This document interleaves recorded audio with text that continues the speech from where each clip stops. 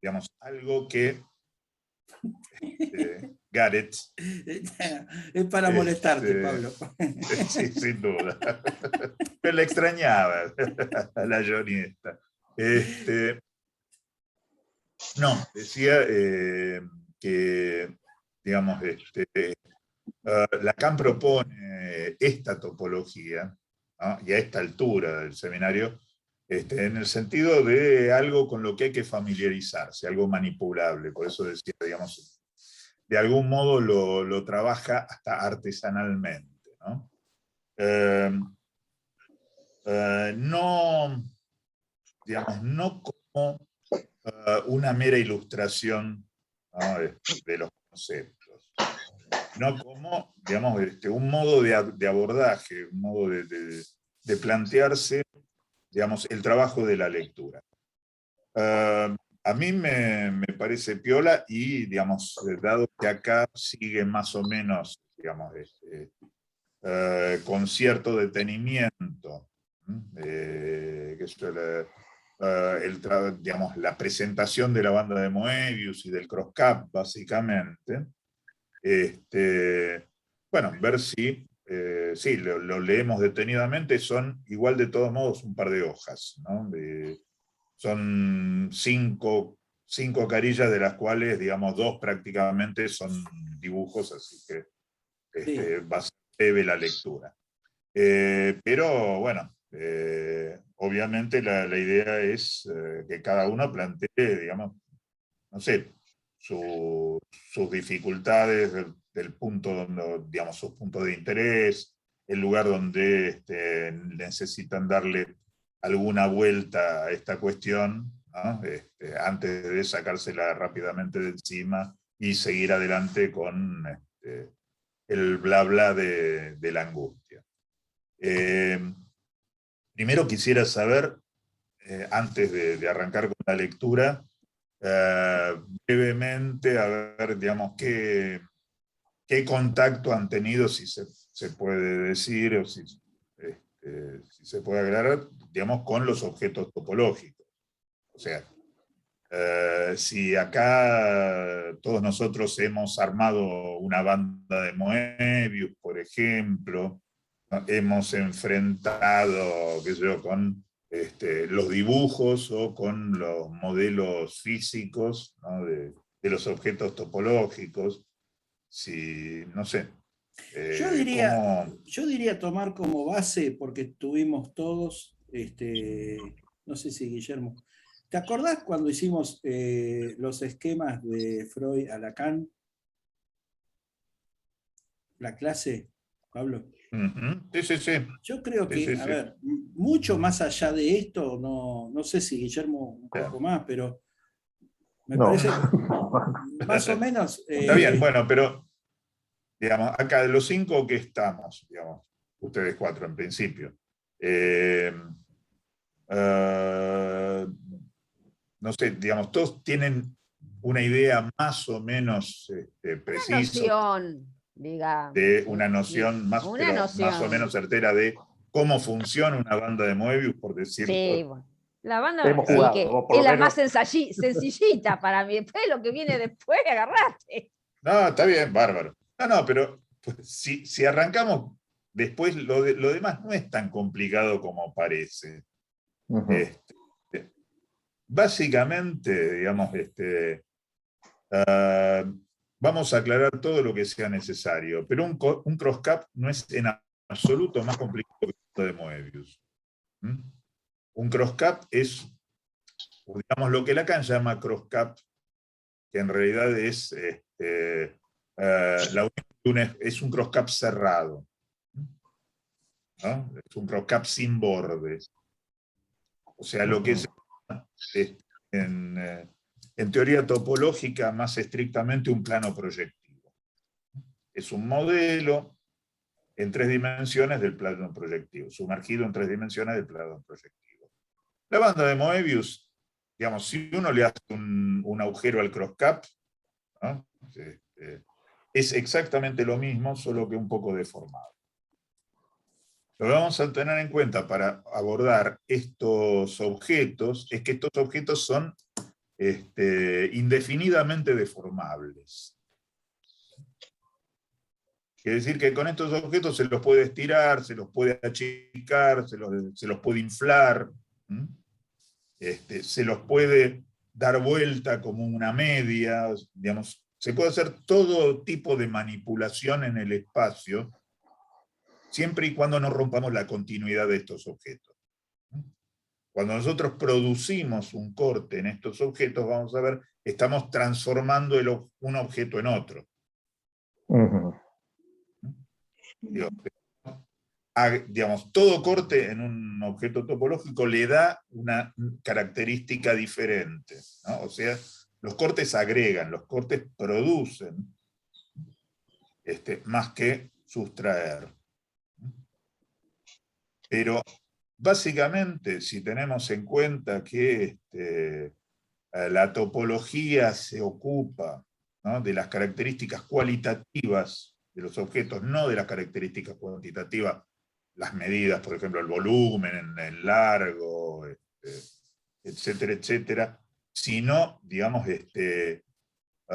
cómo se comportan en el espacio. Por ejemplo, si yo en un papel dibujo un cuadrado, un triángulo o un círculo, son en realidad la misma figura para la topología. ¿Por qué? Porque son curvas cerradas que dividen esa hoja en dos porciones separadas, tal que yo no puedo pasar de una a la otra sin atravesar esa curva, esa línea. Entonces, esto es una característica cualitativa, no es cuantitativa. Ahí me chupó un huevo, digamos, si cuántos ángulos tiene, o qué largo tienen sus lados, o, digamos, lo único que me importa es que la curva no tenga puntos extremos, por ejemplo, como sería un segmento. Digo, la diferencia estaría, aunque tenga la misma longitud, son objetos diferentes, una curva cerrada como un círculo que un segmento. Entonces, partiendo de este tipo de cosas así muy elementales y manipulando un poco papeles en el espacio, básicamente entendemos de qué se trata la topología. Y después hay, ¿no?, una serie de, como de costumbre, digamos, las cosas se complejizan mucho más, pero no en nuestro nivel, no se asusta. Digo, nosotros nos vamos a manejar con muy pocos elementos, Lacan introduce muy pocos, que son los elementos de la topología combinatoria, los más básicos, las superficies elementales. Fíjense, Lacan habla de la esfera, el toro, el cross-cap y la botella de Klein. Y no habla de ninguna otra, sencillamente porque no existen otras para la topología. Digo, de las superficies elementales. Ahora, estas que mencioné se presentan habitualmente, Lacan las presenta como superficies cerradas, es decir, sin borde. Incluso aunque una superficie se atraviese a sí misma, ¿no?, no tiene un borde porque no hay nada que rompa su continuidad cuando estamos hablando de superficies cerradas. Ahora, si yo le hago un corte, un agujero, entonces lo que rompe esa continuidad, ¿no?, lo que produce el corte es un borde. ¿Y qué es un borde? Un borde es algo, ¿no?, es necesario atravesar para pasar de un espacio a otro. Digo, en un plano, por ejemplo, de lo que yo decía, dibujo una curva cerrada y eso es un borde, un círculo, por ejemplo, es un borde porque para pasar a otro espacio dentro del mismo plano, tengo que atravesarlo necesariamente. Si yo tengo una esfera sumergida en el espacio de 3 dimensiones, esa esfera opera como borde entre un interior y un exterior. ¿Entiendes? Si esa esfera no tiene borde, entonces funciona como ella misma.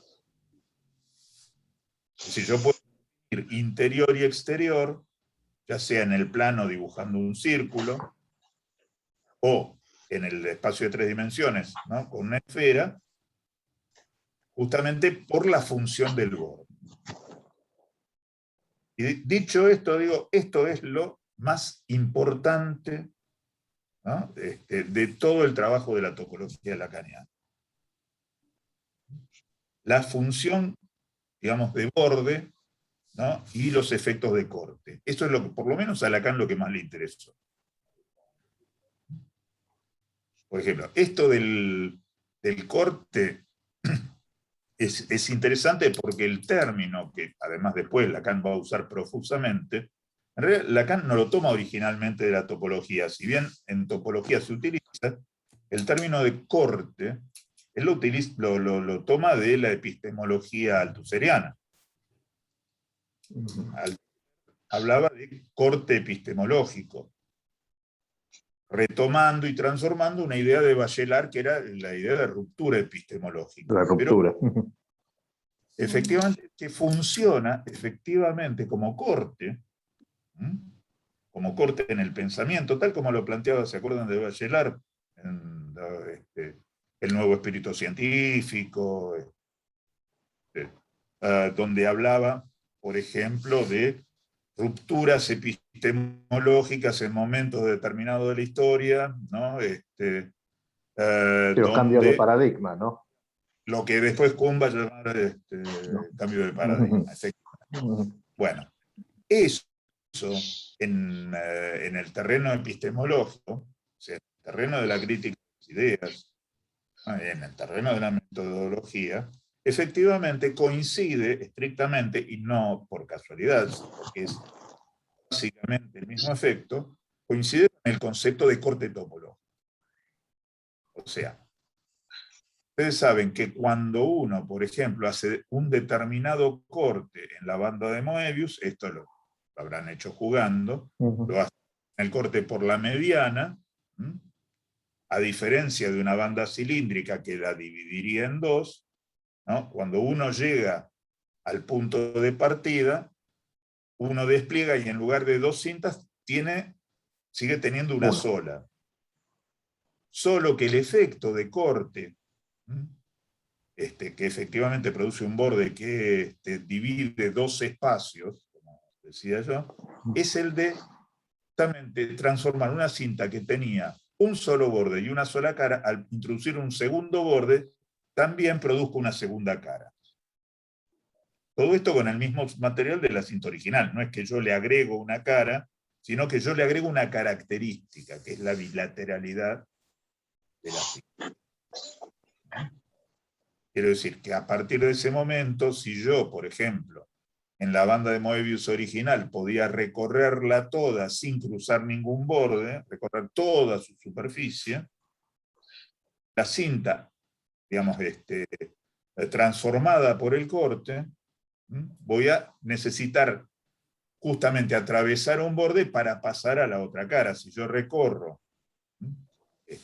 toda una cara, todavía me va a quedar una cara entera por recorrer, para lo cual tengo que atravesar ese borde. Tengo que pasar del otro lado, digamos. Bueno, este tipo de operaciones son, digamos, operaciones más que operaciones formales de la matemática, que lo son operaciones del sujeto. Este tipo de operaciones son las que, por vía del lenguaje, todos, digamos, o todo sujeto, para no personalizar, todo sujeto tiene que hacer en el sentido de la posibilidad de ubicarse, la posibilidad de establecer un topos, de situarse en un espacio determinado. Digo, espacio físico o no. De hecho, en el espacio físico funciona de esta manera, aunque nuestra experiencia limitada, digamos, en el espacio, no pasa de las 3 dimensiones en lo que es sensible. Sin embargo, los efectos, digamos, los efectos subjetivos de la acumulación de dimensiones son sensibles en ciertos campos del pensamiento, por ejemplo. Y los matemáticos que se dedican a la topología general, no a esta topología artesanal, limitada y divertida, digamos, que abordamos habitualmente, aquellos que, digamos, como todo matemático, hacen extensas fórmulas, pueden calcular perfectamente, ¿ya?, espacios de n dimensiones. Había una anécdota, que en realidad es un chiste entre matemáticos, no muy gracioso para nosotros, pero podemos entender cómo funciona. Esos chistes de se encuentran un físico y un matemático y en un congreso de topología general, ¿no?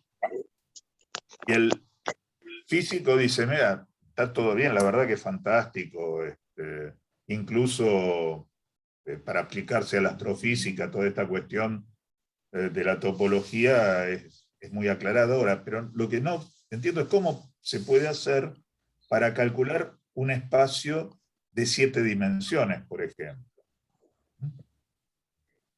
Y el matemático le dice, sencillo, ¿no? Yo pongo la fórmula, una fórmula de un espacio n dimensional, y al lado le pongo n igual a 7. ¿Se entiende? Digo, es una operación del significante la que nos permite establecer cálculos que en ciertos campos son absolutamente cruciales. Bueno, cuando Lacan recurre al número imaginario, digamos, el raíz cuadrada de menos 1, digamos, también es irrepresentable, digamos. O sea, sin claro, embargo, sirve para operar. Claro, efectivamente. Es decir, en el campo donde nosotros creemos manejarnos intuitivamente, ¿no?, digamos, porque ni siquiera llegamos en realidad a pensar seriamente en los números reales. Nosotros, a nivel de la experiencia sensible, seguimos contando con los dedos. Sí, yo sí. Esto, ¿no?, como una cuestión, digamos, una barrera insalvable para la intuición, una barrera insalvable para la estética trascendental kantiana. Cuando nosotros ya introducimos las fracciones, ya entramos en un terreno peligroso. Una vez Isaac Asimov, que además de ser un gran autor de ciencia ficción, era un científico muy serio y un gran divulgador de la ciencia, contaba una anécdota donde un maestro, cuando él era todavía bastante chico, o en la secundaria sería, le estaba enseñando fracciones, ¿no? Y justamente Asimov le decía que las fracciones no se presentan en el mundo real. Y el maestro, el profesor, le decía, como no, es muy sencillo, ¿no? Por ejemplo, tomo esta tiza, ¿no?, y digo, bueno, en realidad Asimov le dice, por ejemplo, tome esta tiza, ¿no?, y ahora deme media tiza. El tipo dice, es muy sencillo, rompe la tiza en dos y dice, acá tengo 2 medias tizas. No, usted ahí tiene 2 trozos de tiza. Y aún en el caso que yo admitiera que cada uno de ellos representa un medio de la tiza, usted no disponemos de los instrumentos de medición para determinar exactamente cuál es el medio del trozo original. Con lo cual, ya entrar, digamos, es muy fácil escribir un medio, ¿no?, en un papel y hacer cálculos con fracciones, ni hablemos ya después cosas más complejas como números irracionales y números imaginarios, digo, porque efectivamente a nivel de nuestro contacto con el mundo, a nivel de nuestra percepción inmediata, a nivel de la intuición, nosotros contamos con los dedos. ¿Qué quiere decir? Nosotros estamos atados al rasgo unario. En ese sentido, es cada golpe. Y toda nuestra percepción está absolutamente determinada por nuestra relación al espejo. O sea, estamos atados al rasgo porque cada ocurrencia, ¿no?, se cuenta como uno. Pero además, cualquier cálculo que hagamos con aquello que nos rodea, con lo que consideramos nuestra realidad, está determinado por nuestra relación con el espejo, o sea, por la imagen unificada de nuestro propio cuerpo. Entonces, cuando ven que todo el mundo entendió, cuando yo dije nosotros contamos con los dedos, porque es inevitable hacer la relación con nuestro propio cuerpo.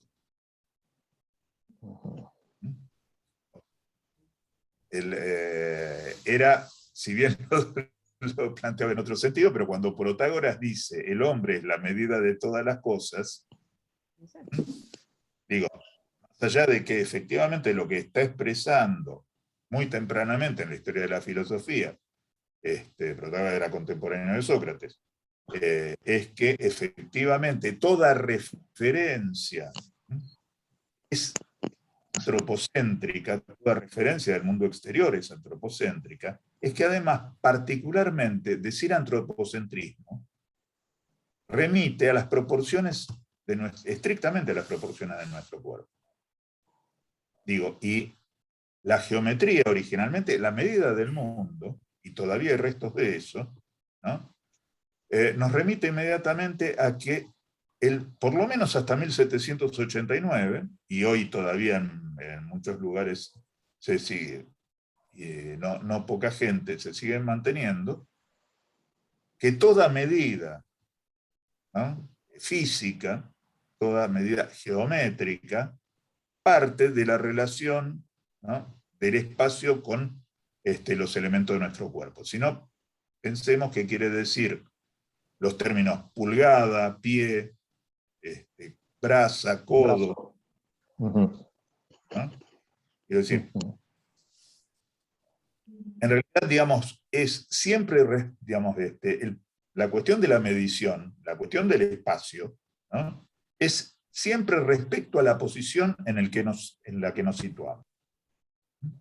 Es decir, todo lo que nos interesa del espacio, desde los orígenes de la humanidad, desde que el Homo habilis pasó a ser Homo sapiens y se paró sobre sus patitas y empezó a cagar a patadas al de al lado, digamos, todo pasó por, digamos, qué distancia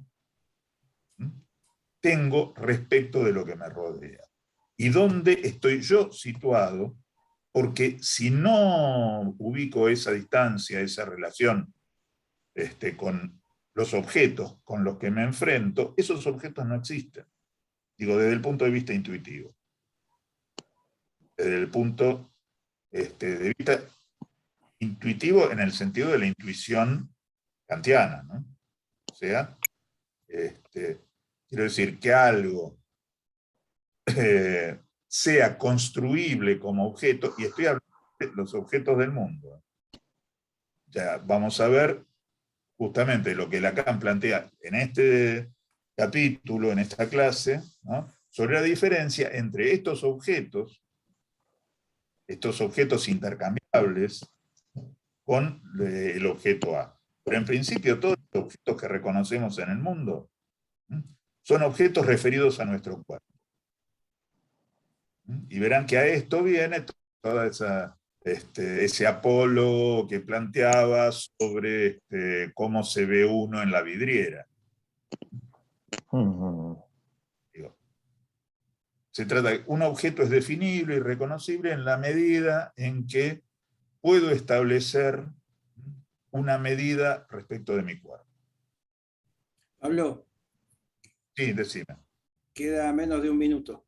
Menos de un minuto volvemos a entrar y ya arrancamos, si les parece, con estas últimas páginas. Sí. Dale. Listo. Dale.